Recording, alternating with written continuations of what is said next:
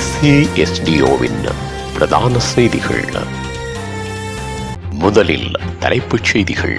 புத்தாண்டு முதல் மீண்டும் ஆரம்பமாகும் நாகை யாழ் கப்பல் சேவை.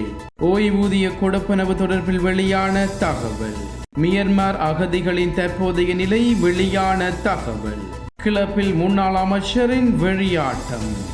சீதனம் கொடுக்காத மாமியாரை கொலை செய்த மருமகனின் விபரீத முடிவு. ஆற்றில் கவிழ்ந்து பேருந்து விபத்து, 70க்கும் மேற்பட்டோர் பலி. தொடர்பன விரிவான செய்திகள். தாயகச் செய்திகள். நாகப்பட்டினம் மற்றும் காங்கேசன்துறைக்கு இடையிலான பயணிகள் கப்பல் போக்குவரத்து சேவை புத்தாண்டு முதல் மீண்டும் ஆரம்பிக்கப்பட உள்ளதாக தெரிவிக்கப்படுகிறது. தமிழகத்துக்கும் இலங்கைக்கும் இடையிலான கப்பல் போக்குவரத்து சேவை 40 ஆண்டுகால இடைவெளிக்கு பிறகு கடந்த ஆண்டு அக்டோபர் மாதம் ஆரம்பிக்கப்பட்டது. மோசமான வானிலை காரணமாக அந்த சேவைகள் இடைநிறுத்தம் செய்யப்பட்டது. பிறகு மீண்டும் இந்த ஆண்டு ஆகஸ்ட் மாதம் தொடங்கப்பட்டது. வானிலையில் ஏற்பட்ட மாற்றம் காரணமாக இந்த சேவை நவம்பர் மாதம் முதல் டிசம்பர் மாதம் வரை நிறுத்தம் செய்யப்படும் என கப்பல் நிறுவனம் தெரிவித்திருந்தது. இந்நிலையில் தமிழக மற்றும் இலங்கைக்கு இடையிலான கப்பல் போக்குவரத்து சேவை 2025 ஆண்டு ஜனவரி மாதம் 2ஆம் தேதி முதல் மீண்டும் தொடங்கும் என்று அறிவிக்கப்பட்டிருக்கின்றது. அத்துடன் இதற்கான முற்பதிவு நத்தாத்திரமான டிசம்பர் 25ஆம் தேதி முதல் தொடங்கி இருக்கின்றது. மேலும் வாரத்துக்கு 6 நாட்கள் இந்த சேவை கிடைக்கும் என்றும் ஒரு முறை சென்று வருவதற்கான போக்குவரத்து கட்டணம் இந்திய ரூபாய் மதிப்பில் 35,000 ரூபாயாக நிர்ணயிக்கப்பட்டுள்ளது என்றும் கப்பல் நிறுவனம் தெரிவித்துள்ளது. 2025 ஆண்டுக்கான ஓய்வூதியம் வழங்கப்படும் திகதிகள் அறிவிக்கப்பட்டுள்ளன. சுற்றறிக்கை ஒன்றின் மூலம் இந்த திகதிகள் அறிவிக்கப்பட்டுள்ளன. இதற்கமைய ஜனவரி மாதம், பிப்ரவரி மாதம், செப்டம்பர், அக்டோபர், நவம்பர், டிசம்பர் மாதங்களில் 10ஆம் திகதி ஓய்வூதியம் வழங்கப்பட உள்ளது. மேலும் ஏப்ரல், மே, ஜூன் மற்றும் ஜூலை மாதங்களில் ஓய்வூதியம் 9ஆம் திகதி வழங்கப்பட உள்ளது. இதேவேளை ஆகஸ்ட் மாதம் மாத்திரம் 7ஆம் திகதி ஓய்வூதிய கொடுப்பனவுகள் வழங்கப்படும் என்று சுற்றறிக்கையில் மேலும் தெரிவிக்கப்பட்டுள்ளது. இலங்கையில் உள்ள மியன்மார் அகதிகளுக்கு குடிவரவு சட்டத்தின் பிரகாரம் நடவடிக்கை எடுக்கப்பட்டிருப்பதாக வெளிவிகார வெளிநாட்டு வேலைவாய்ப்பு பிரதி அமைச்சர் அருண் ஹேமச்சந்திர தெரிவித்துள்ளார். ஊடகங்களுக்கு கருத்து தெரிவிக்கும் போது அவர் இந்த விடயத்தை குறிப்பிட்டுள்ளார்.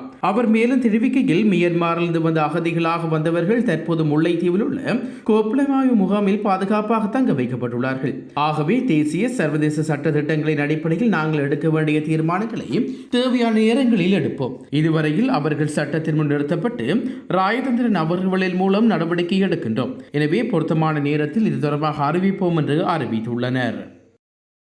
முன்னாள் சுற்றுலாத்துறை அமைச்சர் ஹெரி பெர்னாண்டோ அண்மையில் கொழும்பில் உள்ள கிளப் ஒன்றில் தகாத வார்த்தையை பிரயோகித்து வாக்குவாதத்தில் ஈடுபட்ட காணொலி ஒன்று வெளியாகியுள்ளது. சம்பவ இடத்திலிருந்து வெளியேறும் ஹெரின் கத்தி கூச்சலிட்டு வாக்குவாதத்தில் ஈடுபட்டதாக சம்பவத்தில் இடத்திலிருந்தவர்கள் தெரிவித்துள்ளதாக கூறப்படுகிறது.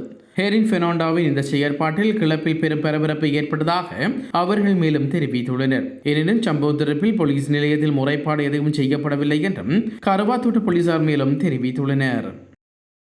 இரத்தினபுரி எலியகுட பிரதேசத்தில் மாமியாரை கொலை செய்த மருமகன் ஒருவன் தனது உயிரை மாய்த்துக் கொண்டுள்ளார். திருமண நிச்சயத்தின் போது தாய் வீட்டை சீதனமாக வழங்குவதாக மாமனார் கொடுத்த வாக்குறுதியை நிறைவேற்றதால் ஆத்திரமடைந்த மருமகன் மாமியாரை கத்தியால் குத்தி கொன்றுவிட்டு மரத்தில் தூக்கிட்டு உயிரை மாய்த்துள்ளார்.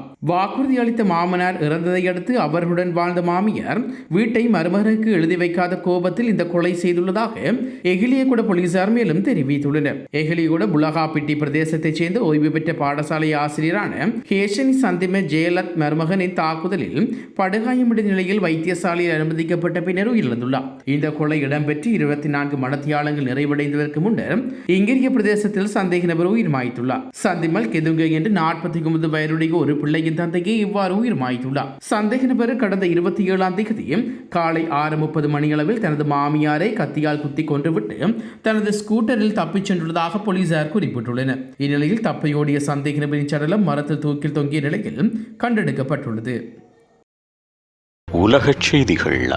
தெற்கு எதியோப்பியாவில் பாட ஊதி கொண்டு ஆற்றில் கவிழ்ந்து விபத்துக்குள்ளானதில் 71 பேர் உயிரிழந்துள்ளதாக சர்வதேச ஊடகங்கள் செய்தி வெளியிட்டுள்ளன. அத்துடன் 5 பேர் ஆபத்தான நிலையில் போனா வைத்தியசாலையில் சிகிச்சை பெற்று வருவதாக குறிப்பிடப்பட்டுள்ளது. பாட ஊதியில் அதிக பயணிகள் ஏற்றிச் சென்றமையே விபத்துக்கான காரணம் என்று அந்நாட்டு போலீசார் மேலும் தெரிவித்துள்ளனர்.